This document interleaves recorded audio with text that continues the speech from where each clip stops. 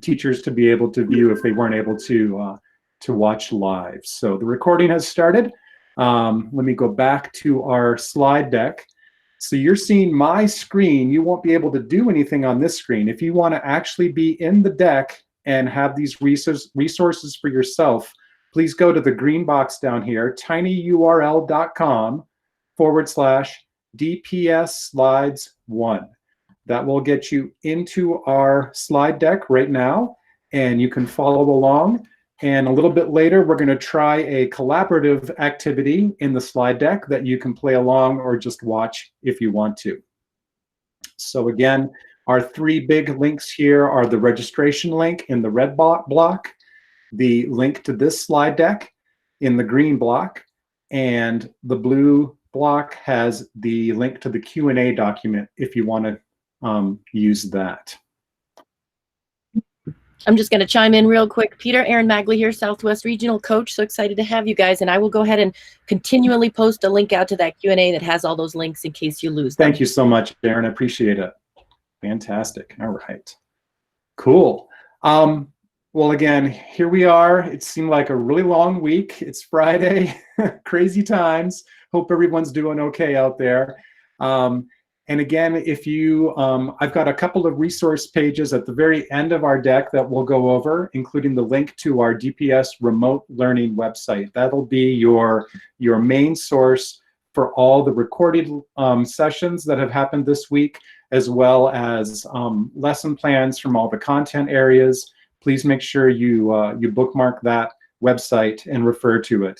Our team is the Educational Technology and Library Services team, and we are the team that has the digital coaches. Hopefully you might know who the digital coach is for your team. Maybe Aaron can throw that link in the chat so you can reach out to your specific regional support around how do I make this work.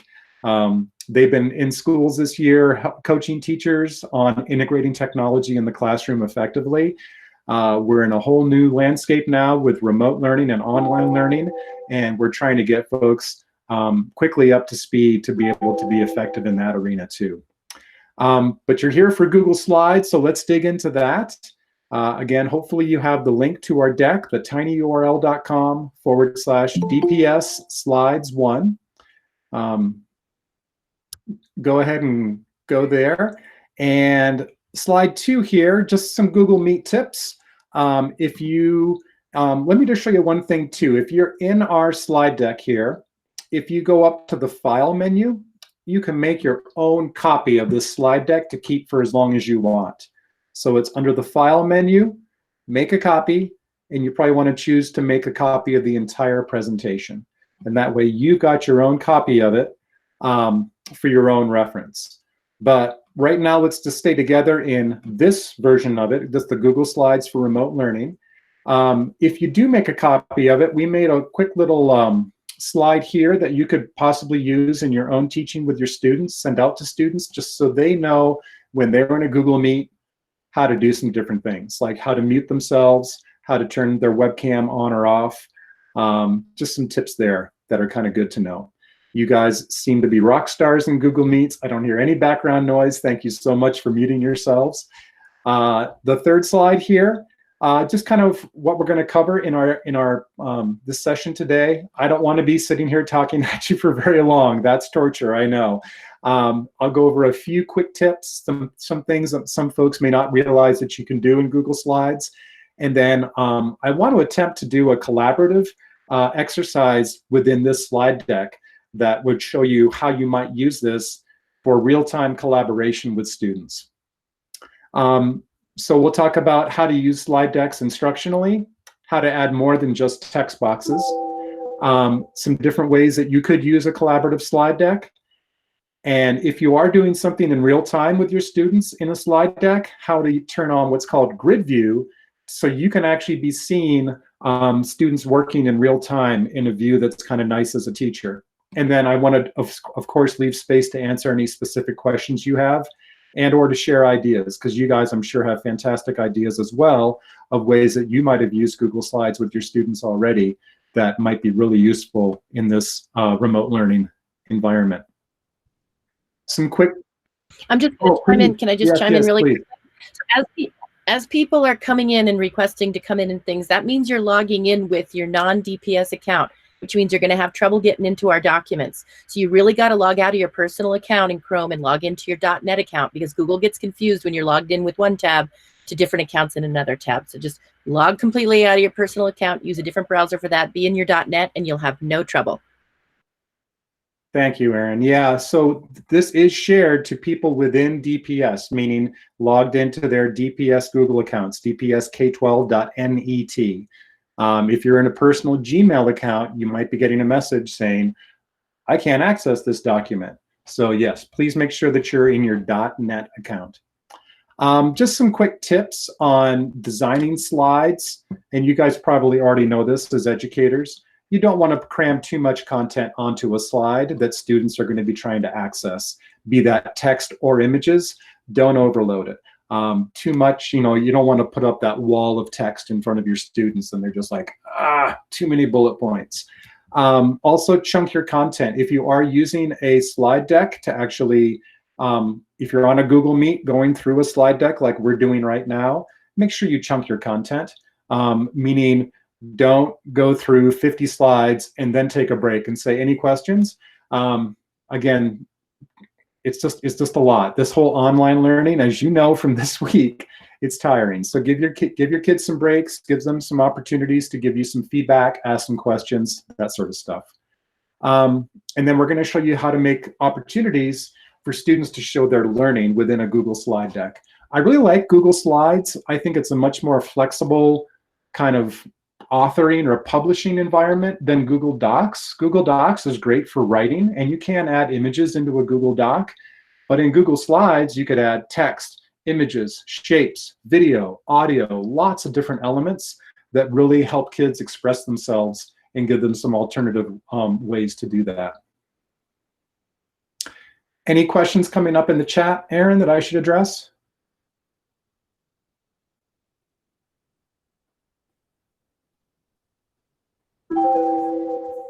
All right, okay, let's keep going then. Sorry, I was typing a response, and if I stop and undo my mic, it'll take all my typing away and I have to start again, sorry. No worries, no worries. All right, let's see, slide 5. Let's just talk about what can be added to a slide in Google Slides. You guys may know this, you may have kind of explored the insert menu. I've got a screenshot of that over here, but you can actually add a lot of different content types into a slide. Images, of course, text boxes just for typing text. You can also add audio, just audio clips, and I'll show you how to do that. Video as well, and I'll show you how to do that as well. There's a great shape tool, tons of different shapes. Tables, it might make sense to format information in a table format that's a little bit more visually digestible. Charts are kind of interesting. If you're used to using Google Sheets at all, the spreadsheet tool in Google, you can actually pull in pie charts, bar charts, different types of charts into a Google slide that are tied to the data in a Google Sheet. It's kind of a more advanced thing that we're not going to get into, but you might want to explore that feature a little bit.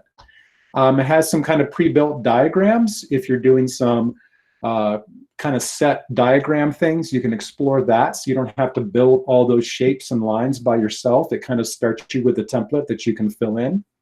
Word art's kind of fun. You can make letters and words, kind of crazy shapes, and bend them and rotate them and do things like that.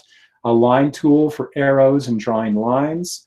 Some special characters like Greek words and symbols and things like that. And then the link. You can add hyperlinks, and we'll talk a little bit more about that. So just wanted to make sure you're aware that you can add a lot of different types of media and content to a Google slide.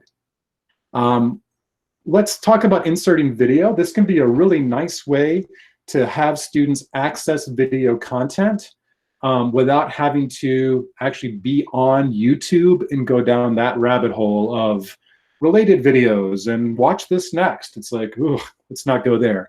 So let me show you how to do that. So if I go up to my insert menu up here at the top of my Google slide deck and go down to video, I get the main kind of insert video box here. So Google has a direct connection to YouTube because it owns YouTube. So the main search video search platform is YouTube. So let's say I'm looking for a science video related to seasons. So I just typed in science seasons in the search box there, click the little magnifying glass to do the search, and it instantly scans YouTube for videos related to those keywords. It is kind of nice. I think there might be some, I don't know, logic or filtering around this, that it's going to be looking for educational videos. I'm not 100% sure about that, but it came up with some ones from, you know, Crash Course Kids, California Academy of Sciences. So you see a title, a description of the video, also the video length, which is a good thing to note. Here's a great one by Bill Nye, but it's 23 minutes long. I may not want to have a 23-minute video, expect kids to watch all of that. But let's say I figure out, and you always want to make sure you preview these ahead of time and just make sure that it is the content that's related to what you're trying to teach. If I like this Seasons in the Sun one, I can click it up here, and then there's a blue select button down here in the box, and then right away it throws that full video into my slide. I can move that around just by dragging it. I can grab the little blue handles in the corner and resize it if I want to. And now it's on my slide. And all students have to do, if they're on this slide, if I share this with them, is click that play button in the middle, and that video is playing. And they can watch it right there within my slide deck. They don't have to go to YouTube or jump out of here. They can watch that content and then respond to it as you determine is most appropriate. Another way to get a video on your slide is, maybe you already found a YouTube video.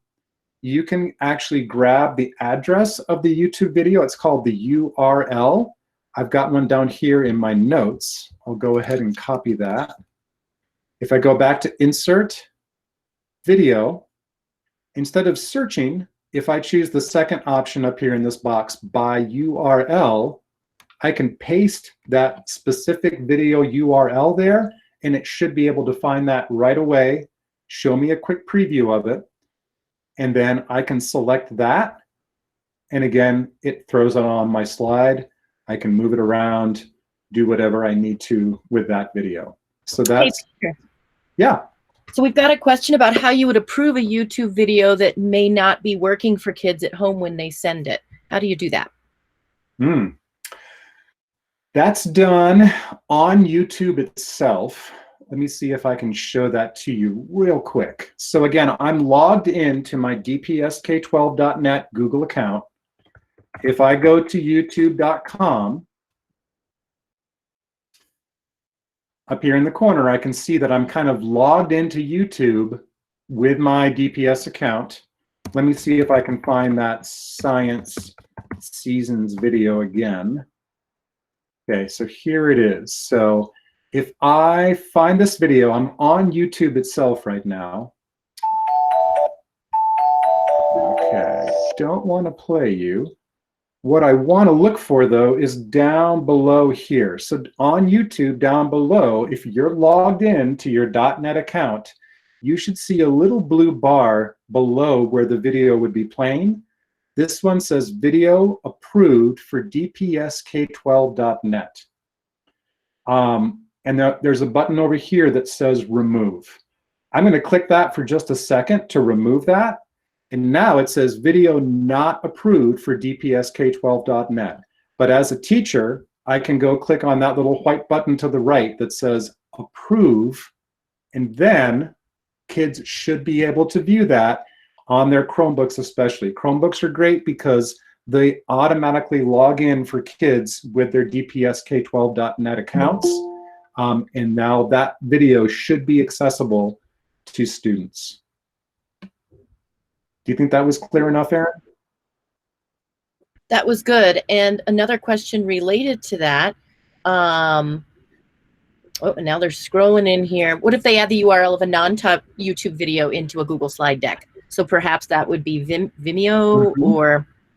So that's a little bit more complicated because, again, if I go to Insert Video, the only option in terms of searching or pasting is from YouTube.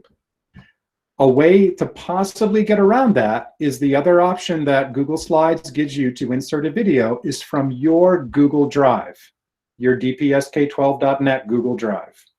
So if you found a video on a different platform, let's say Vimeo, there might be a way, if you get creative, to download a video from there to your computer, import that or bring that into your Google Drive, and then once it's in your Google Drive, you can add it by searching your Google Drive and inserting it into the slide from there. Something I want to mention is that all DPS teachers have a YouTube account. So people are asking, how do we make a video ourselves and embed it? Well, log into your DPS YouTube account, which is your same Google credentials, same thing, and then upload your video into YouTube. Be sure to approve it for kids in DPS, and then send that link out or embed it in your slideshow. Another option for that would be use a tool called Screencastify. It's a Chrome extension where it also allows you to record your screen and or a webcam of yourself talking to your students. That is saved directly into your Google Drive, and then you could insert that video into a slide from there. That tool is called Screencastify. Let me see if I can type that in our slide here. Screencastify.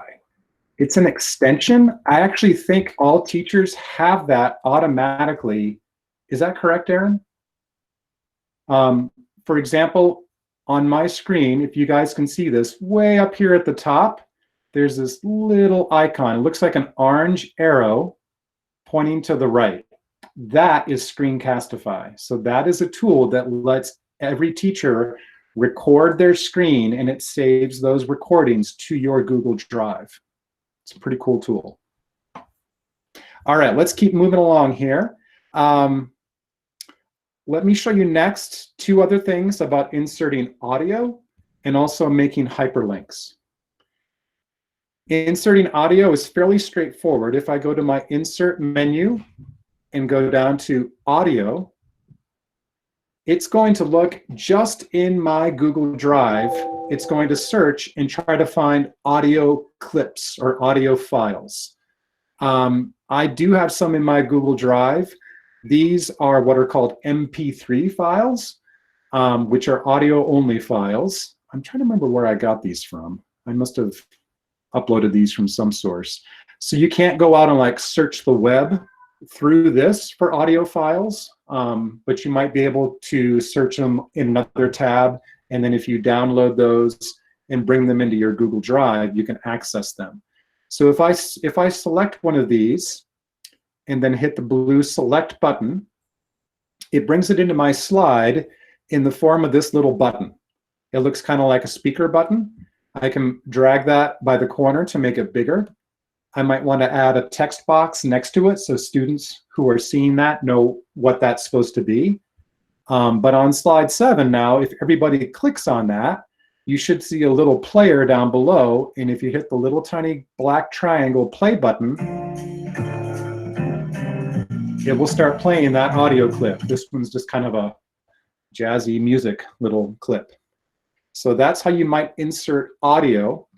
In our last session on Google Slides, someone said, ooh, that's cool. How do I make my own audio? My colleague Matthew Willems suggested a free tool that you can download to your Windows computer or your Mac computer called Audacity.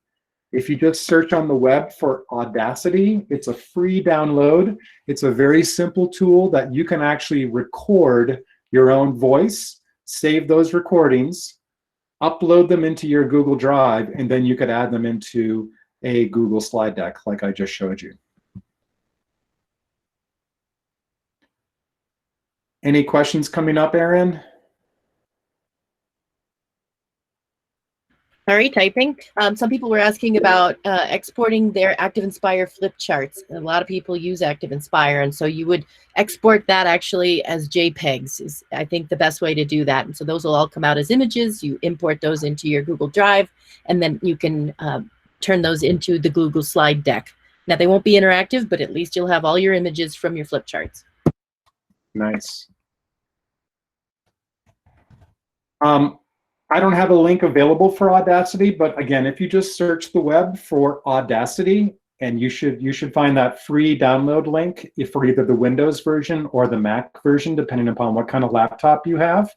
And you can use that software on your laptop to record yourself and make those quick little audio clips for your students.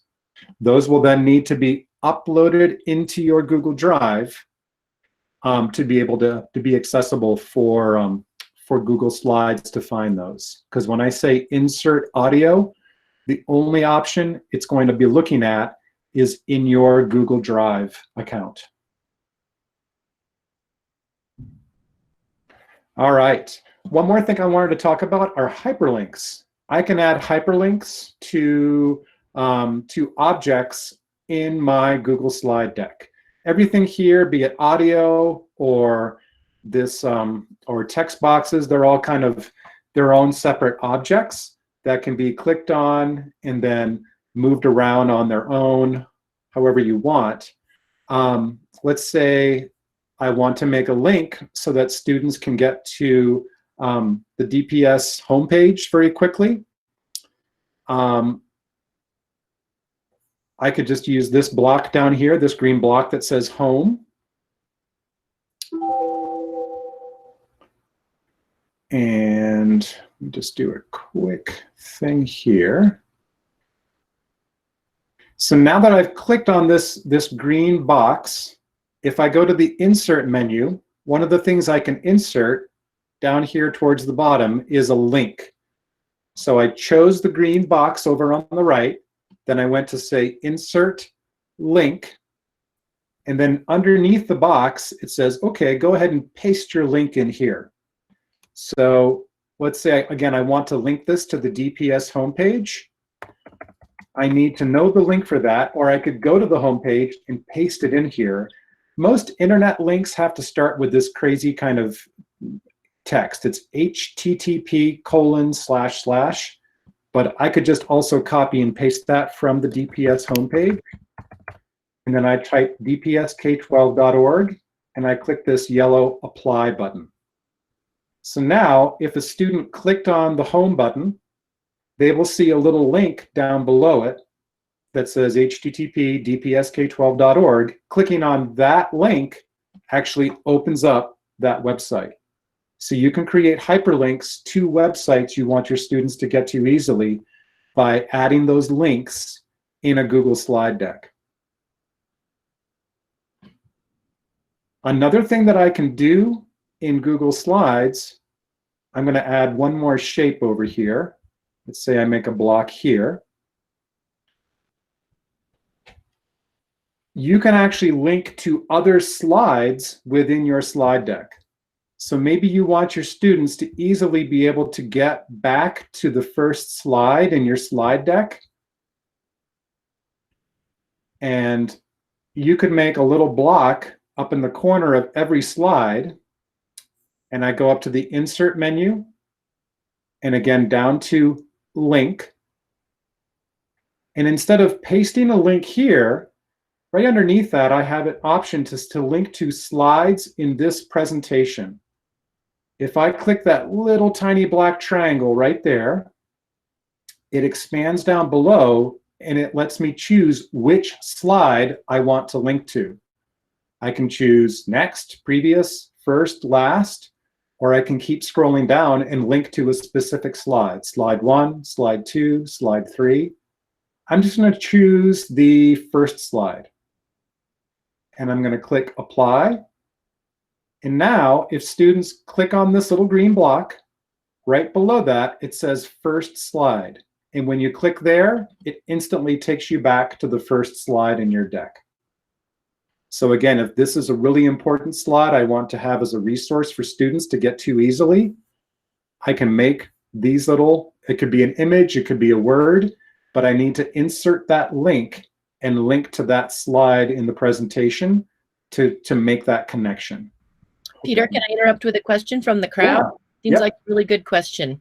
The question was, so if we are using Google Classroom, in order to record our video of our lesson, we would use the orange arrow at the top and record, and then put it into a Google slide? Can it be uploaded right away into Google Classroom? How do you? The recording, could it be uploaded into Google Classroom? Yes. Yeah, sure. If you use the orange arrow, if you use Screencastify and make that video will be saved in your Google Drive. I think it's saved in a folder called Screen Recordings. I'm trying to remember that. Yes, it is. Yep. So you would need to go right. You would need to go find it there and then add that link to the video into Google Classroom to share with your students. Yes. Yep. Thanks, Peter. Yeah, great questions. All right. Let's talk about collaborative slide decks, because these can be kind of interesting for students to use, again, to show their understanding and apply their learning. So within Google, as you may or may not know, many people can be inside a Google slide deck or Google Doc working at the same time. And I'm actually going to try to see if we can do that together. We'll try it and see how it works. If you're doing this, you definitely do want to provide some instructions and some structure for students. And I'll show you what that might look like. And then, oops, sorry. There's a thing called grid view that I will show you that helps you as a teacher kind of see what's going on in all the slides in real time. If you are having students like do an activity or try something at the same time in a collaborative slide deck, the grid view gives you a view to kind of see what's going on in each of the slides. So in the next slide, I have a Frayer vocabulary model. I don't know if anyone's ever heard of those Frayer cards. It's just a kind of a graphic organizer to help students build vocabulary. And right now, so far, our deck has been open to everybody in DPS can view it. I'm going to change that by going up to the share button. And right now it says anyone at DPS can view. Since I own this deck, I'm going to change these settings. I'm going to say anyone at DPS can edit, because I want you guys to jump in here and play with me in a second. And I'm going to say done. And now, if you guys have been in the deck, you will need to refresh that page to see these settings. If you're not sure how to do that, it's way up here in the top. It's this little kind of round circle icon. And again, this is in your own, if you actually opened up the deck, I'll go back to the first link here. If you opened up the tinyurl.com/DPS slides 1 and have that in another tab, if you refresh that tab, you should have edit access now. So let me show you what we're going to try to do with that. So hold on one sec. Don't type anything in number 9. Okay, you're getting ahead of me. Cool. All right. I'm going to just erase that. So slide number 9 right now is like my template slide. So I have a place for students to type their name.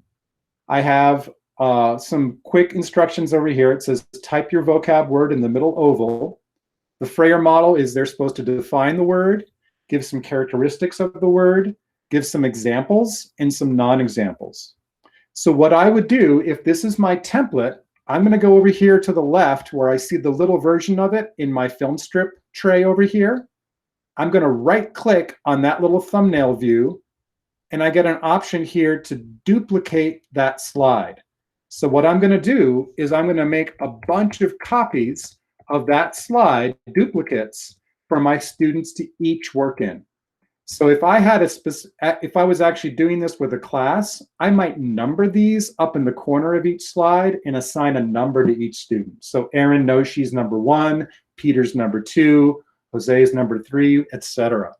But right now, if you want to try to play along with me, just go down between slides number 9 and what are we at? Number 24 here. Grab an open slide where you don't see anyone else's little kind of name bubble there. And you can put your name in there and start working on this. Type a word in the very middle, in the white oval in the center, and just kind of play along if you'd like to. You don't have to do this. If you just want to watch this, if you're getting confused about where you are, you can just kind of watch what's going on. And while you're watching, this is where I wanted to show you the grid view.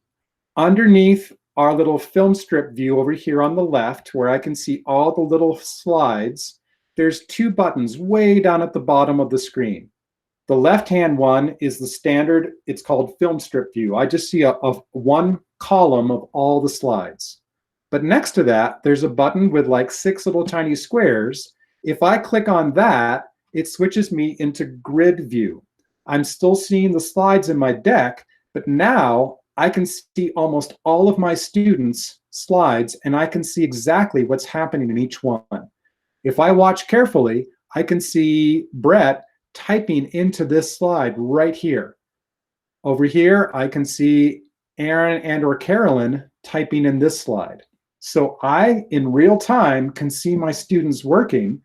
I can see on slide 19, Bernadette's in there. Maybe she's thinking about her word, but I don't see any activity in that slide yet. And I'm not trying to call you out, Bernadette, just making a point here. So this is called grid view. Again, I got to that from way down in the bottom left. There's 2 little icons. The standard view is called film strip view, where I see a big slide on the right and the little slides on the left. But down on the bottom left, I can change it to grid view and be able to see all the slides in real time. Ooh, exasperate, fantastic word. If I want to go into a slide here, I just double click on it and I can see a larger view of what Karen's working on.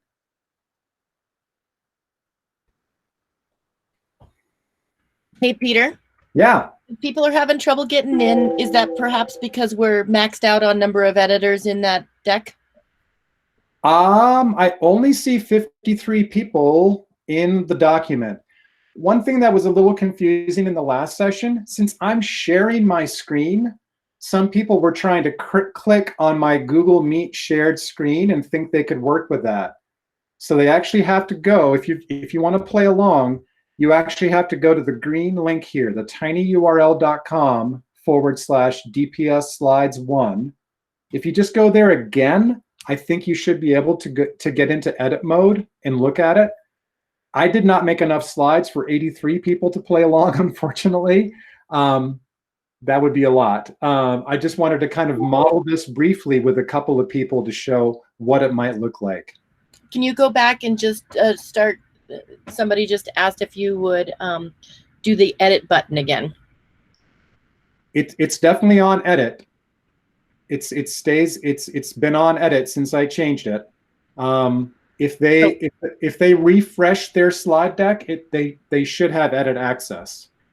He wants to know also, can we learn how to duplicate slides one more time? Oh, sure, yeah. So let me go back to my slide number 9. So over on the left in the little tiny preview version of it, if I right click on that slide, I get a little menu of things I can do to that slide. One of the options of which is duplicate slide. And then it just makes an exact copy or clone of that slide. You can also get to that through the edit menu. If I choose slide number 10 over here in my preview, if I go to edit, I also have an option to duplicate there. And if you want to get show how to refresh the page again. Sure. If you're in the slide deck from the link, way up in your browser next to the address for the slide deck, there should be a little icon that looks like a circular arrow. It says reload this page. That will bring the slide deck back up, and hopefully you should have edit access. Other ways I've heard of teachers using collaborative slide decks is you could assign a slide deck to, like, say, just 3 students. So in the sharing access, you would share it with 3 students, and then those 3 students could work together in a slide deck to create a presentation or build out some information to then share back with you as the teacher. So you could have a small group of students collaborate in a slide deck together. You could say, okay, Aaron, you're going to work on slides 1 and 2 and do the table of contents and the index. Bernadette, you're going to work on slides 3 and 4 and do whatever. So you could create some structure for students to work together in small groups collaboratively in a slide deck as well. You guys are awesome with your words. Thank you so much for playing along. Solute, oh my goodness, cool. We've got a chemistry teacher in the room. That's awesome. I have a question. Yes, please.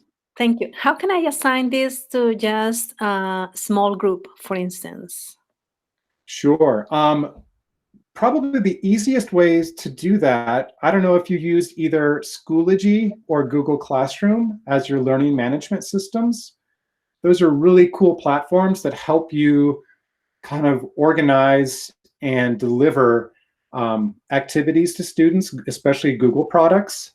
And in both of those, I believe, correct me if I'm wrong about Schoology, Erin, you can actually assign things just to small groups of students. You sure can. So if you're using one of those, that's the easiest way. Otherwise, you might have to make a separate slide deck for each group of kids and only share it with them in the sharing permissions. Right. So for example, in this deck, if I wanted to just share it with Erin and Bernadette, I could go up to share. And instead of sharing it by a link, I would actually share it with those specific people. So I could start typing in Erin's name, and I can specifically share it with specific people or students. And then only they would have access to the deck, not everybody. I got it. Thank you. Yeah. I do want to make sure I get to my last slides here. So again, thank you so much for everybody who played along and let me demonstrate the grid view. Again, really cool way to see work as it's happening in progress. Some people chose to put some images in their slides. And again, this can be, and students can see all of these slides as well. This can be a really nice way to support students because they can get ideas from each other. I mean, somebody might go look at Karen's slide and say, oh, she's putting in images, and then try to figure that out. Or maybe ask Karen, how did you do that? Or a teacher could talk about that. Or I could go look at Tara's slide, and she found a great little image of fulcrums. Fantastic. Again, so students can be learning from each other, seeing the ideas and also the level of text that each one is putting into their slide deck. Let me just move on in our presentation to slide 28. I did want to leave you with some fantastic resources to explore on your own. The first star here is creative ways to use slides and other Google tools. That link takes you to a blog by educator Matt Miller. He's been out there for a long time. He's not in DPS, but he has fantastic ideas on using lots of Google tools in really creative ways. And like this Freyer vocabulary model, I didn't make this. I got it from Matt. It's free on his website. He has lots of graphic organizers and things like that that you can just borrow straight from him. Please do that.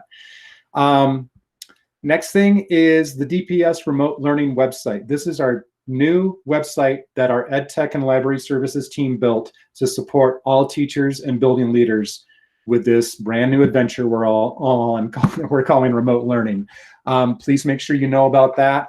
All the content areas are starting to post materials and lesson plans for option 1 on that website. All of the recorded sessions that have been going on this week will be linked on our remote learning website. The 4th link down here links to recorded DPS remote learning PL sessions. There's a link to that right there. That'll get you to the recordings, including this one once we get it posted, of these sessions. So if you hear from a colleague, it's like, oh my gosh, did you go to that Screencastify session? You're like, no, I missed it. You can go to that link and watch the recording to get the information.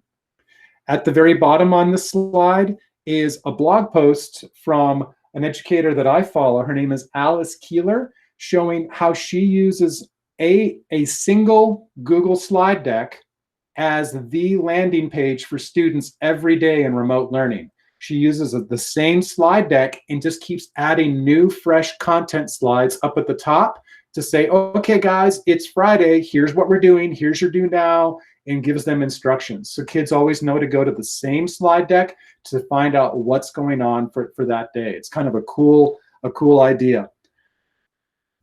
And way at the top of this slide, in the little dotted thing, I wanted to call out a tool called Pear Deck. We have 2 sessions live today. One of them is at 1 o'clock. One of them is at 3 o'clock about Pear Deck. What Pear Deck is it's a companion tool for Google Slides that lets you as a teacher insert formative assessment questions as you're presenting content in a Google Slides. So maybe you go through a couple of slides, then all of a sudden students on their screens see a question come up. It could be multiple choice, open-ended, lots of different options for questions. They answer it. You get all that data back in a dashboard to see, are they getting it? It's a great check for understanding tool, formative assessment tool, and it incorporates beautifully with Google Slides. So I would really recommend you check out one of those Pear Deck sessions today, or look at one of our pre-recorded videos that happened earlier this week on Pear Deck. Really cool tool, very easy to learn, and it just incorporates and works beautifully with Google Slides. I feel like I've talked too much. Erin, any questions bubbling up that I should address? Do you have? Nope. I have a question. Sorry. Oh, please, yeah. Do you have some time to show us how to integrate Pear Deck into the slides presentation? Just an example. I don't, and actually I'm not a great expert on that. I really encourage you to go visit one of the sessions we have today, or look at one of the pre-recorded sessions that happened on, I believe, Wednesday or yesterday. That would really be better than me trying to do it quickly in a couple of minutes and possibly confusing you. Yeah. And the next slide, slide 28, just a few more resources I wanted to share with you. You don't always have to start a slide deck from scratch and make it boring like mine. I mean, white is good, but there are 2 websites listed here where you can go and for free download pre-built, beautifully designed templates for your Google Slides with great color schemes and fun fonts to really make it more interesting and give you some variety for your slide decks there. Totally free. You just download the templates, then it shows you how to actually use that template when you're building a new Google slide deck. And then finally, I wanted to leave you with this bonus tool. This was just discovered recently by our team. This is a Chrome browser extension. So when you're using Google tools and in our DPS Google domain, we really recommend that people use the Chrome browser, web browser, as opposed to things like Firefox or Safari or Microsoft Edge. All of our Chrome tools work best within, our Google tools, excuse me, work best within the Chrome browser. You can add extensions. So before, remember, I was talking about Screencastify, that little orange arrow. That's an extension in Chrome. So that's like a little super tool that's actually part of my Chrome browser because it got added in there. There's another extension that you can add to Chrome. It's called Gallery View. And you can click right there where it says click this link and add it to Chrome. And when you do that, you'll see a little tiny new icon pop up way up in the top part of your Chrome browser. It looks like 4 little squares in a little bigger square right there. And when you turn that on, if I can go back here, let me see if I can show this real quick. So here I am live again in our Google Meet. If you go to our Google Meet screen, my little extension's kind of hard to see because I'm in dark mode, but I have it turned on. It will add a little button to your 3 buttons up here. Let me see it. Hold on. Let me do this. There we go. Okay, so now you're actually seeing my Google Meet screen. So again, let me show that again. My extension is up here. It's a little 4x4 square. That adds this new little tool to my Google Meet buttons up here. Here's my chat button. Here's my people button. Oh, weird. I've got this thing now. If I click that, it will show everybody's screen on the same screen. So this can be huge for you to be interacting with your class. A lot of people were saying, oh, you can do that in Zoom. You can't do it in Google Meet. If you add this extension, you can now. It really is amazing. And I've got, what, 86 people in this?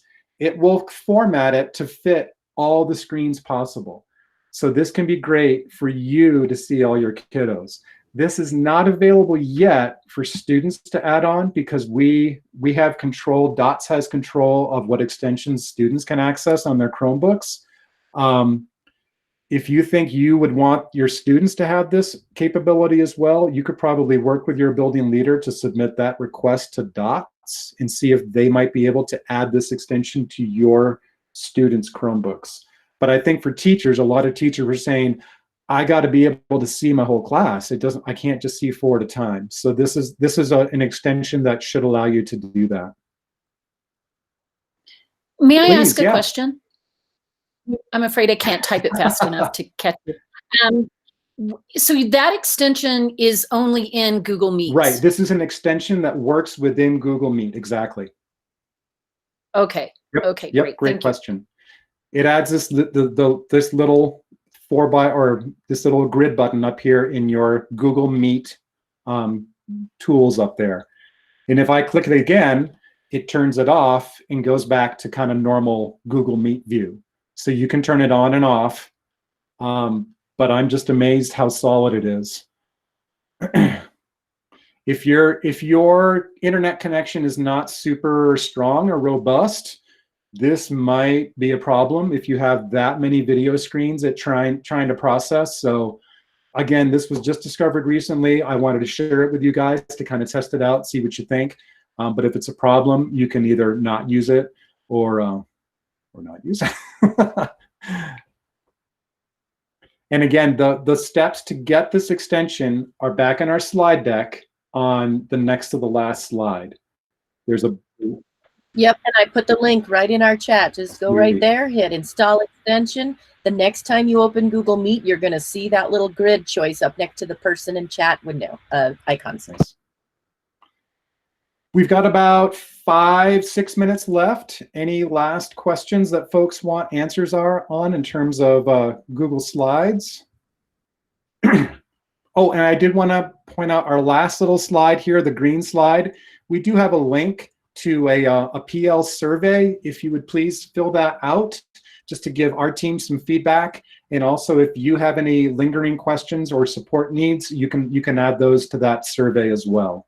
And also I wanted to add our contact for our EdTech team. You can reach out to us at edtech@dpsk12.org, and that email comes to our whole team, and someone will get back to you for support. Thank you guys so much. I know there's a lot going on right now. Hopefully we'll get to connect with our kiddos soon, see them, start, getting those relationships built again. Hopefully this information today was useful for you in terms of your remote learning instruction. And just take care out there. I know it's crazy times. Yeah. Hi, I actually have a question, Peter. So that was kind of a game changer for me when you just showed me that Nice. Google Meet grid view, and thanks, Aaron, for adding that link, because that's been my one of my big issues as well. I wish you could also fix the fact that I can in Zoom, mute everybody. So that's my other issue. Yep. But here's my question. So I was just on Andrea's one that she did about Edpuzzles, and she said that we have to, there's like this whole process where we have to have our school leaders go through. And is that what you're saying we have to do in order to have our kids to have access to the grid view? Do we have to have them go in and add it on to our list? I forgot what that was called, the EMT or something like that list. The ATM, the Academic Technology Menu? And then they also have to submit a DOTS? No. No. This is a little different because this isn't so much like a web platform that you're going to be using with students. This is an extension to Chrome. So students cannot click on that link that you guys have and add this into their Chrome browser. We have that locked down for our DPS student Chromebooks. Students cannot add whatever extensions they want. So if you think this would be a useful tool for your kiddos, your building leader needs to contact DOTS and request this extension be pushed out to your students' Chromebooks, and then it will show up in their Chrome bar, and they can access it. Okay, thank you for clarifying that. Sure, yeah. Since this doesn't really have much to do with data privacy, and as far as I understood from this extension, it's not storing this or grabbing this, or this data is not being shared with anybody. So I made sure it was pretty secure before I went ahead and shared it with you guys. So it is a little bit different than what you were hearing from Drea about Edpuzzle, because that's like a learning platform that does need to be kind of claimed on the academic technology menu. Okay, thank you. Yeah, thanks, Jessica. I have a question. Good morning. Yeah, good morning. Good morning. Can I do a voiceover to my own slideshow or add music? Like, can I make a slideshow and have music playing in the background and talk the kids through it and time it? You could use Screencastify to do that tool that we talked about before, because that lets you grab your entire screen in a video format, and you could actually put your little video box down in the corner so the kids could be seeing you talking while you go through the slides. So that will make then a whole video that you could then send your kids, so they could be hearing you, seeing you while you go through a slide deck with them. So just play around with that, and that's available. Yep, there's no way to kind of do that thing within slides itself. Okay, thank you. Yep. Great question. Thanks, Erin. Hi, I had a question about the new extension you just added or told us about in terms of being able to see the screens. Could we share that out with our staff? Or yes. That maybe haven't seen it yet? What would be the easiest way to do that? If you just give them that link, that it's kind of a crazy long link. I think it was in chat. It's also linked in our slide deck. If you just share that with them and say, guys, click here and add it to Chrome, then they will have that capability within Google Meets as well to turn on this gallery view. Okay, perfect. Thank you. Yeah.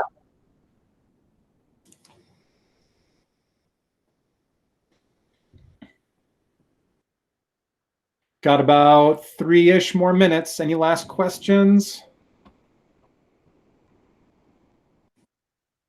Again, if you have a quick second, if you can fill out our PL survey. Erin, I don't know if it's possible to toss that survey link in the chat as well. I forget what it is. Matthew had it last time. Thanks, Karen. Peter, what was the name of the extension to video yourself, to tape yourself? The little orange arrow? Yeah, let me pull that up for you. I don't know if you can see that. It's called Screencastify. Screencastify. Oh, okay. And that's what it's called then on the Google extension. You should, if you're logged into your dpsk12.net account, you should have that up there, because I think Dots push that out to all staff accounts within Chrome. But if not, you should be able to download that. Okay, thanks. Yep.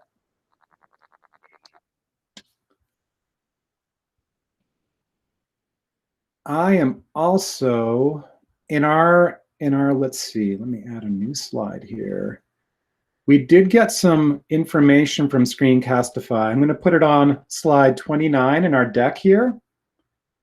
Because normally Screencastify has a 5-minute time limit of how long you can record.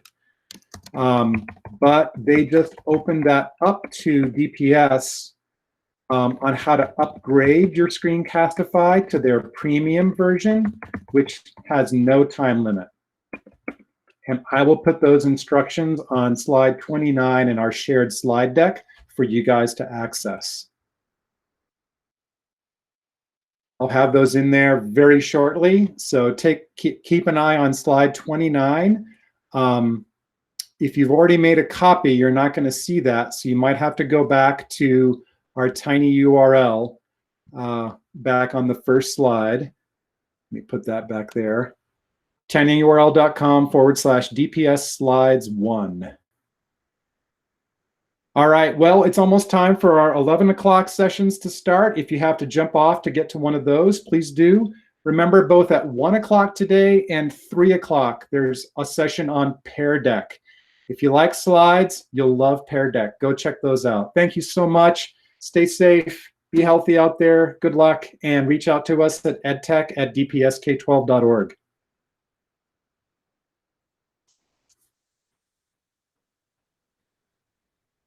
Thank you, Aaron.